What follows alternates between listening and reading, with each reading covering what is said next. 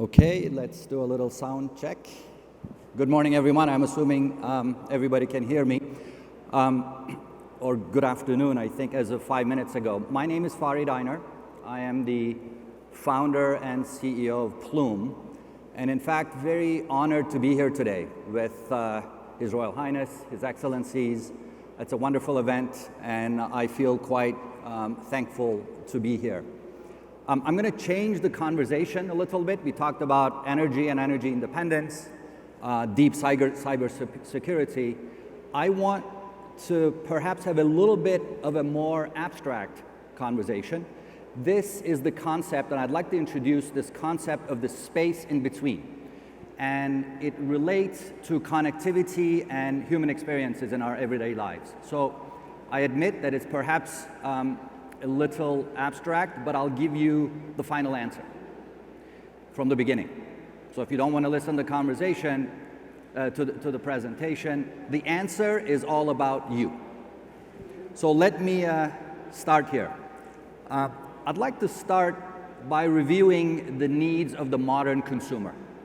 The modern consumer is me, us, you, and the drivers and core technologies of those needs. And I'm going to talk about these in the context of, let's say, over the last 2 to 3 decades. Until about year 2000, the need of the consumer, our needs were basically around basic connectivity, driven by our desire to work and be productive from home. That sounds a bit ironic, particularly today. And the enabling technologies were things like fiber optics, optical networking, a field in which I spent many, many years. And the scale of interest was millions of locations. So think of them as largely our homes. Now, over the last 20 years or so, our needs have shifted towards performance. The bits and the bytes, gigabits, gigabytes, feeds and speeds, if you will. And that was driven by what it feels like an insatiable desire for entertainment and social. Those were the key drivers.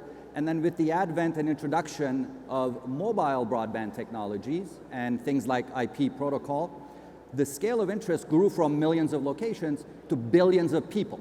So we have gone significantly higher. Now, what myself and my company is really betting on moving forward is that the needs of us, need of the consumer moving forward, is all around personalization.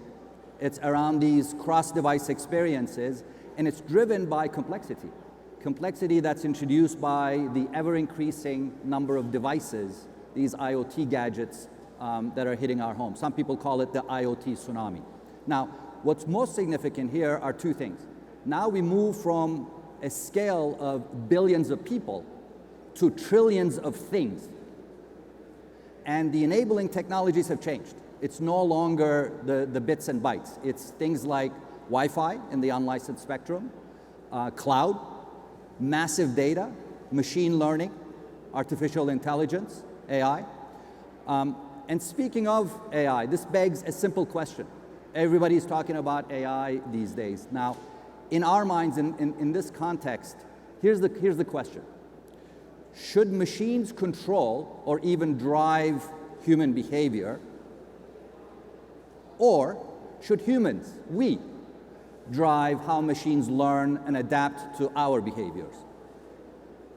Now, the answer may be obvious. Yes, I would submit that technology and machines need to adapt to us, not us to them, even in AI. And AI is just a key tool, very important, but a key tool that we can leverage moving forward. And to understand how that can happen, I'd like to go back and start in 1954 with this gentleman. This gentleman, Julian Rotter, was one of the 20th century's most eminent psychologists who had just developed this concept of locus of control.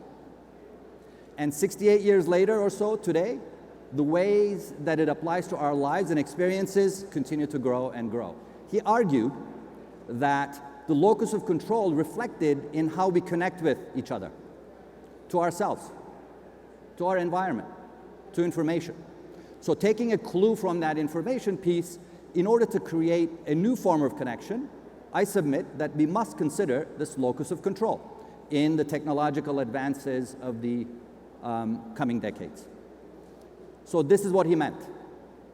There is this external locus of control, which is characterized by the feeling that things are happening to you.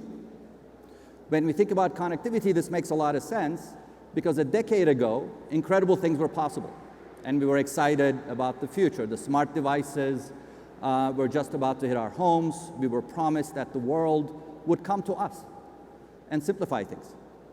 That happened, but our devices and throughput, these two elements determined what was possible. We were just a part of this connected world.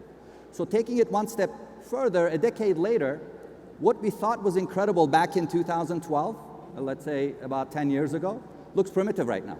I think many of you would agree with me. Now we have control. For example, we can adjust dials and locks from afar, turn up the air conditioning, our house in Dallas, from a stage here in Riyadh, for example. This is the internal locus of control. But we are still responsible for making these devices do great things. We are the center of our own universe, which is great, but there's a big but. It comes with a lot of effort, and we can do more. Initially, Mr. Rotter explained this concept as a binary one. What he meant is, and then back in 1975, I believe, he issued a clarification stating that to truly understand the locus of control, we needed to understand that these things happen on a spectrum with a vast space in between. That a balance between internal and external forces were actually the goal and the overall ideal and intent, if you will. This is what you can think of as the unified locus of control, where amazing things happen for us, not to us, but for us, not by us, but for us. So I think of it as essentially the Zen of connectivity. Just think about this. Just think about what that could mean, the simplicity, the possibilities that it brings. But let's not, I'd say, let's not get ahead of ourselves. I don't want to get too excited, because in order to get there, we need to fundamentally change how we think about connectivity. And that begins with understanding the vastness of this opportunity. In here, perhaps a black circle. This is the space in between. And those who control this space will control the future. But when we talk about connectivity, then what exactly are we in between? What are on the other ends?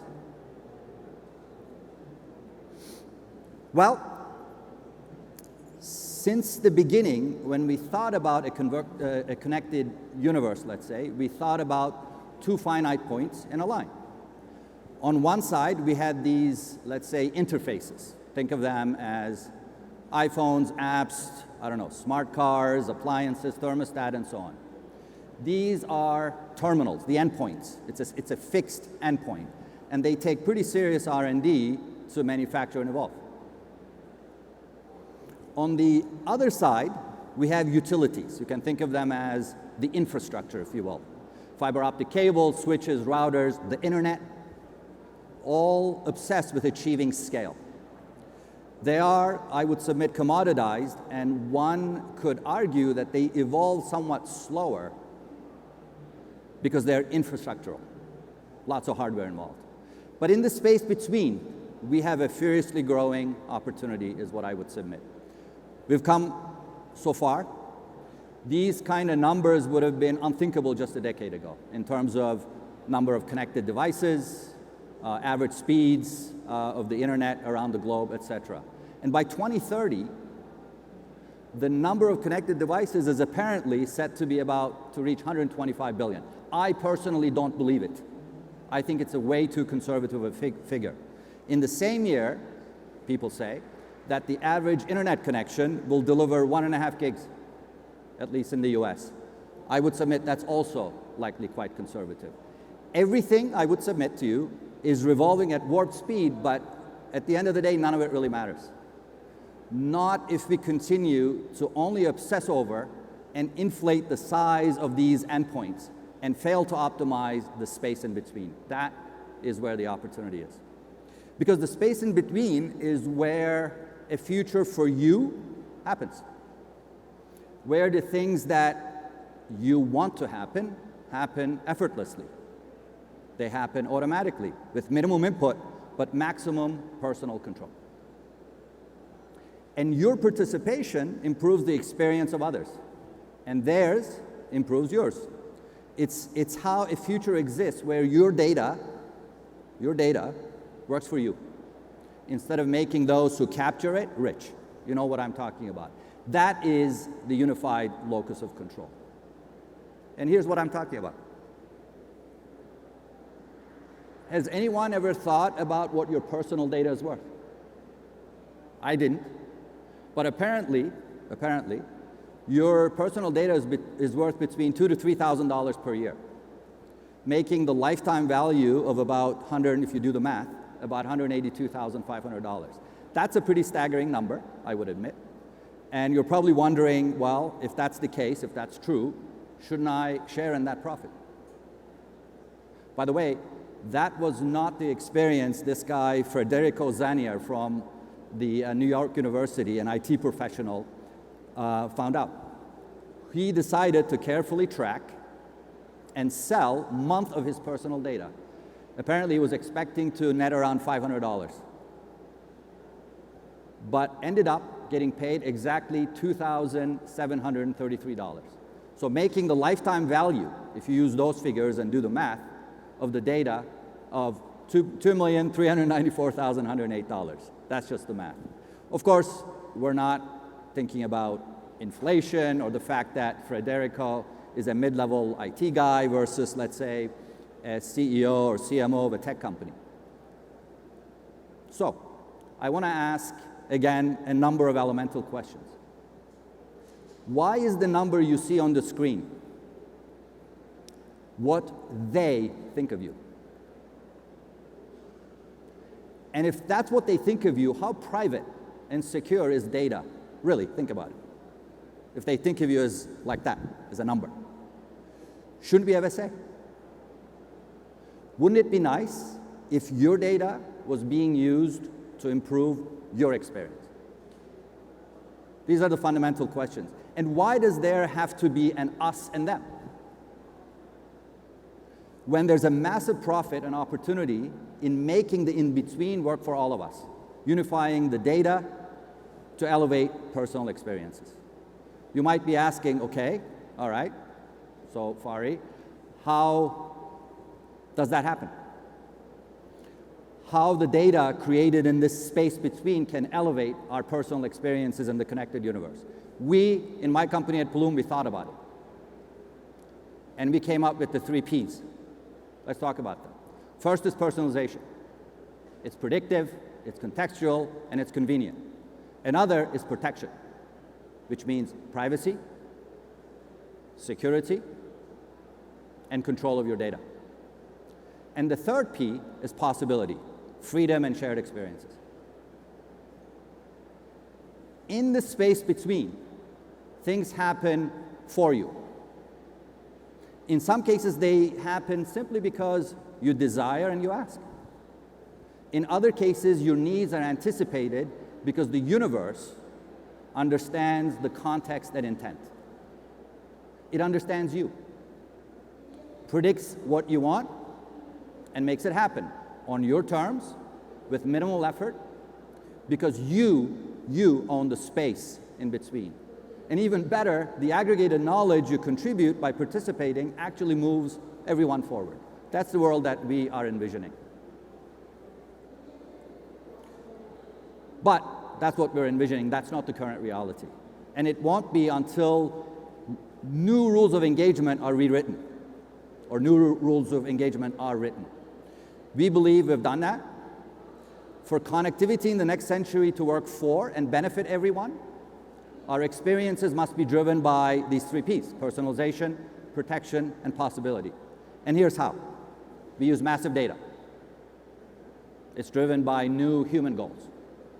We use massive AI, yes, to smooth out these pain points and anticipate needs. It must be learning driven. It must be hardware agnostic, fast and flexible as a platform with an immense amount of software. And it must be consumer controlled through this unified locus of control. By the end of 2020, 44 zettabytes made up the entire digital universe. And that's 44 trillion gigabytes of aggregated data in the space in between, just waiting to be used to improve our overall human experiences. In our cloud, we manage interactions between these devices and utilities. About 206 billion of them last year. Each of them unique, dependent on these make and model of these devices, each make and model. And we consider the applications that they're running. That's 206 billion opportunities to learn and optimize, which can only be done by machines, with each successive interaction making us smarter and more capable of predicting what will come next. That is massive data, and that is how we're able to provide these delightful experiences. When we talk about massive AI, did you know that 77% of the devices we use already feature one form of AI or another?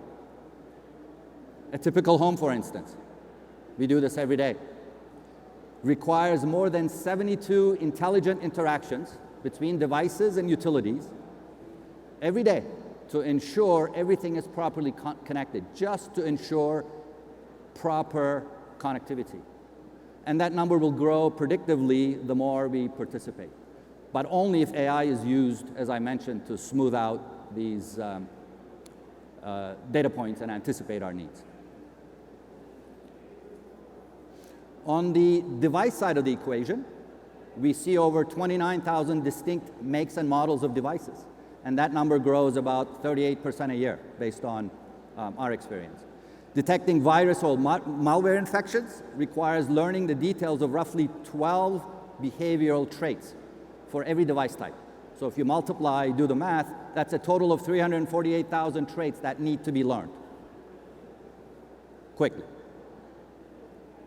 If this continues, in just 5 years, there will be over 1.7 million behavioral traits that need to be learned to protect our devices. So I would submit that we must be learning driven. That requires machines. The good news is this: with each threat blocked, we get smarter and more predictive. On our cloud, for instance, we saw a 433% rise in blocked threats in the US on smart TVs in a single year just last year. Perhaps it's related to COVID, where people were home a lot more. And as we add more devices, these interfaces, the protection will continue to get better and better and better. Let's talk about the enterprise side of things. When we talk about control, 55% of the data is what's called dark data, meaning it goes completely unused. And the other 45%, I already talked about it. We know what it's being used for. We already gave you the numbers.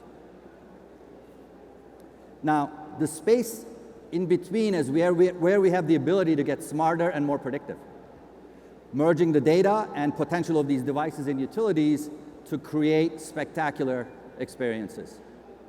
For example, a typical home is exposed to more than 160 web-based advertisements per day. That's what we see. With unified control that puts the consumer in the driver's seat, we can block or filter them by learning the previous requests of the user, their desires and behavior of the consumer, and anticipate need and do it perhaps automatically. But these possibilities, I would say, only exist when a new presence unifies the space in between and the utilities, these interfaces and utilities. And I think we've been thinking about what happens between them, between interfaces and utilities, all wrong. The industry has been competing, selling data to retarget and track people, instead of crafting these delightful human experiences and engineering connectivity so that amazing things happen for us. for you, not by you, and not to you. And here's where I'll end. Isn't this what we were promised? Think about it. I believe that it's what the next century will be defined by. Technologies are with us.